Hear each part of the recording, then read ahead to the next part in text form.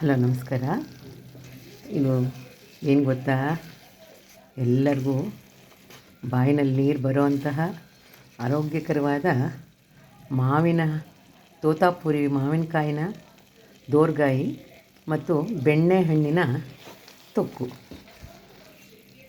ತುಂಬ ರುಚಿಯಾಗೂ ಇರುತ್ತೆ, ತುಂಬ ಆರೋಗ್ಯಕರವಾಗಿರುತ್ತೆ, ಡಯಾಬಿಟಿಕ್ ಫ್ರೆಂಡ್ಲಿ. ಜೊತೆಗೆ ಇದನ್ನು ಮಾಡೋ ವಿಧಾನ ಹೇಗೆ ಅಂದರೆ ತುಂಬ ಸುಲಭ. ಮೊದಲು ಮಾವಿನಕಾಯಿನ ಹೆಚ್ಕೋಬೇಕು. ಮಾವಿನಕಾಯಿನ ಹೆಚ್ಕೊಂಡು ತೋತಾಪುರಿ ಮಾವಿನಕಾಯಿನ ದಪ್ಪ ದಪ್ಪ ಹೋಳು ಮಾಡಿಕೊಂಡು ಸಾಕು, ಪರವಾಗಿಲ್ಲ. ಸ್ವಲ್ಪ ಎಣ್ಣೆಯಲ್ಲಿ ಒಂದು 5 ನಿಮಿಷ ಬಾಡಿಸ್ಕೊಳ್ಳಿ. ಬಾಡಿಸ್ಕೊಂಡ ನಂತರ ಅದಕ್ಕೆ ಸ್ವಲ್ಪ ನೀರು ಹಾಕಿ ಉಪ್ಪು ಹಾಕಿ ಬೇಯಿಸಿ, ಸ್ವಲ್ಪ ನೀರು ಹಾಕಿ ಉಪ್ಪು ಹಾಕಿ ಅದಕ್ಕೆ ಬೇಯಿಸಿ. ಅದು ಚೆನ್ನಾಗಿ ನೀರು ಹೀರ್ಕೊಂಡು ಬೆಂದ ನಂತರ ಅದು ಸ್ವಲ್ಪ ಆರೋದಕ್ಕೆ ಬಿಡಿ.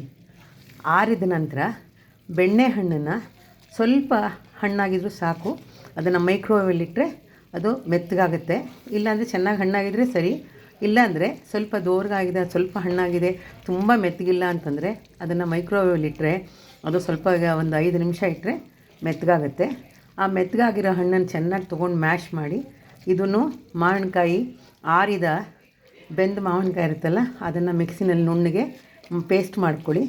ನಂತರ ಬೆಣ್ಣೆಹಣ್ಣನ್ನು ಪೇಸ್ಟ್ ಮಾಡ್ಕೊಳ್ಳಿ. ಆಮೇಲೆ ಒಗ್ಗರಣೆಗೆ ಎಣ್ಣೆ ಹಾಕ್ಬಿಟ್ಟು ಸ್ವಲ್ಪ ಜಾಸ್ತಿ ಎಣ್ಣೆ ಹಾಕಿ ಅದಕ್ಕೆ ಸಾಸಿವೆ ಒಗ್ಗರಣೆ ಹಾಕಿಬಿಟ್ಟು ಅದರಲ್ಲಿ ರುಬ್ಬಿದ ಮಾವಿನಕಾಯಿ ಪೇಸ್ಟು ಮತ್ತು ಬೆಣ್ಣೆಹಣ್ಣಿನ ಪೇಸ್ಟನ್ನು ಹಾಕಿ ಚೆನ್ನಾಗಿ ಬಾಡಿಸಿ. ಇದಕ್ಕೆ ಹಾಕೋ ಮಸಾಲೆ ಪುಡಿ ಏನಪ್ಪ ಅಂದರೆ ಮೆಂತ್ಯ ಮತ್ತು ಮೆಣಸಿನಕಾಯಿ ಹುರಿದು ಪುಡಿ ಮಾಡಿಟ್ಕೊಂಡಿರೋದು. ಇದು ನಾನು ಮಾಡಿರೋದು 1 kg ಅಳತೆಗೆ ಮಾಡಿದ್ದೀನಿ. 1 kg ಬೆಣ್ಣೆಹಣ್ಣು, 1 kg ತೋತಾಪುರಿ ಮಾವಿನಕಾಯಿ.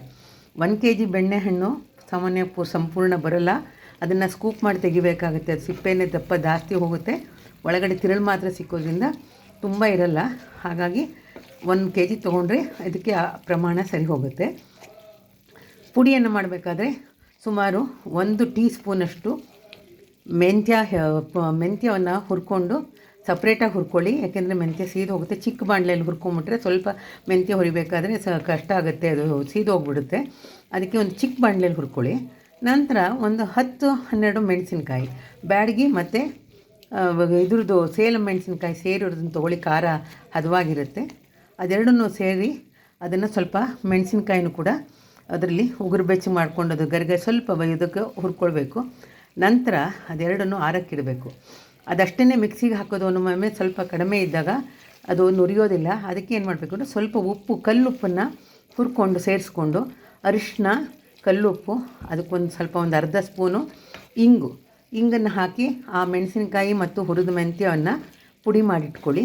ಪುಡಿ ಮಾಡಿಕೊಂಡು ಇದನ್ನು ಎಣ್ಣೆಯಲ್ಲಿ ಬೆಣ್ಣೆಹಣ್ಣು ಮತ್ತು ಮಾವಿನಕಾಯಿ ಪೇಸ್ಟು ಸ್ವಲ್ಪ ಬಾಡಿಸಿದ ನಂತರ ಅದಕ್ಕೆ ಪುಡಿ ಹಾಕ್ಬಿಟ್ಟು ಆಮೇಲೆ ನಂತರ ಒಂದು 5-10 ನಿಮಿಷ ಹೀಗೆ ಕೈ ಬಿಡ್ದಂಗೆ ಕೈ ಆಡಿಸ್ತಾ ಹೀಗೆ ಮಾಡ್ತಾಯಿತ್ತು ಅಂದರೆ ಅದರಲ್ಲಿ ಎಣ್ಣೆ ಬಿಟ್ಕೊಳ್ತಾ ಬರುತ್ತೆ. ನೋಡಿ, ಕಾಣಿಸ್ತಾ ಇರ್ಬೋದು, ಎಣ್ಣೆ ಬಿಟ್ಕೊಂಡಿದೆ ನೋಡಿ.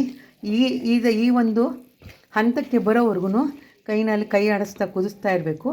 ಆವಾಗ ಅದು ಚೆನ್ನಾಗಿ ಎಣ್ಣೆಯಲ್ಲಿ ಬಾಡಿಸ್ದಂಗಾಗಿ ಅದು ನೀವು 1 ತಿಂಗಳು 2 ತಿಂಗಳು ಇಟ್ಟರೂ ಕೂಡ ಆವಾಗ ಕೆಡಲ್ಲ.